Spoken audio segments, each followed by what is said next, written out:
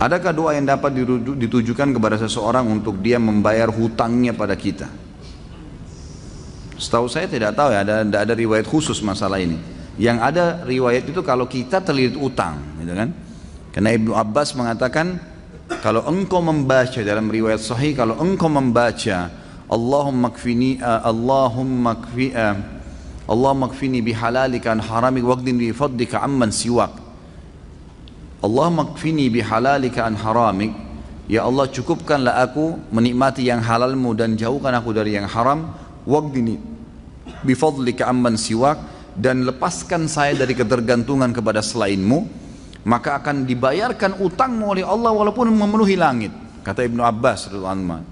Ini harus diamalkan, dan ingat kalau berdoa ikutkan dengan hadis Nabi yang lain riwayat Bukhari, ud'ullaha mukinuna bil ijabah. Berdoa sama Allah diikuti dengan keyakinan penuh Allah akan ijabah. Fa innallaha la yaqbalu ad-du'a min qalbil ghafil. Allah tidak akan pernah terima doa dari hati yang lalai. Doa ya Allah diterima enggak ya? Ragu. Atau sambil berdoa sambil ingat makanan, ingat pasangan, ingat ini, enggak bisa. Harus dengan yakin, gitu kan. Jadi kalau doa untuk buat orang lain bayar, Allah alam yang saya tahu berdoa kepada Allah bisa, itu bukan mustahil.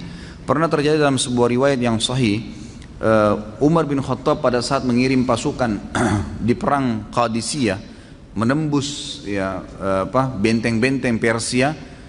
Nah pada saat itu pasukan muslimin yang masuk dari 12.000 orang pasukan ini, itu kan kalau pasukan jihad masuk dan menang, berarti lokasi yang ditembus itu menjadi harta rampasan perang.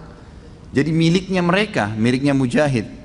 Jumlah mereka kecil, wilayah Persia besar, gitu kan. Ini kalau dibagi ini luar biasa gitu. Maka waktu itu mereka sudah mau bagi, tapi sebelumnya minta saran Umar bin Khattab. Umar berpikir untuk apa, mujahid ini nggak butuh sebanyak ini. Maka Umar bin Khattab juga berpikir mereka mu'allaf, baru masuk Islam, baru mengenal Islam, lebih baik ganimah ini harta rampasan perang dibagi aja, tetap pemiliknya tapi dikasih setengah kepada para mujahid. Waktu itu Bilal radhiyallahu anhu sahabat Nabi yang lain menolak. Waktu Umar bin Khattab kasih keputusan, kata Bilal, ya Amir Mukminin, jelas hukum agama kita, gitu kan? Ini dibagi untuk mujahidin. Maka Umar bin Khattab mengatakan, wahai Bilal, pikirkanlah, kalau kau mendapatkan sekian bagian dari Persia, kau mau apain tuh harta? Banyak sekali, gitu kan? Dan mereka itu orang-orang yang baru masuk Islam. Lebih baik kamu berbagi dengan dia sambil kamu ajarkan Islam. Ini pendapat Umar. Tapi Bilal tetap ngotot, nggak mau. Kata Umar, saya pun meminta tolong kepada Allah agar melunakkan hati Bilal melalui doa malam saya. Maka Umar bin Khattab sujud berdoa kepada Allah di salat malam. Ya Allah, lunakkanlah hati Bilal. Ya Allah, lunakkan, terus begitu. Kata Umar radhiyallahu anhu, pas tiba habis sholat subuh, Bilal datang kepada saya mengatakan, saya ridho kepada hukummu hai Amir Mukminin, gitu kan?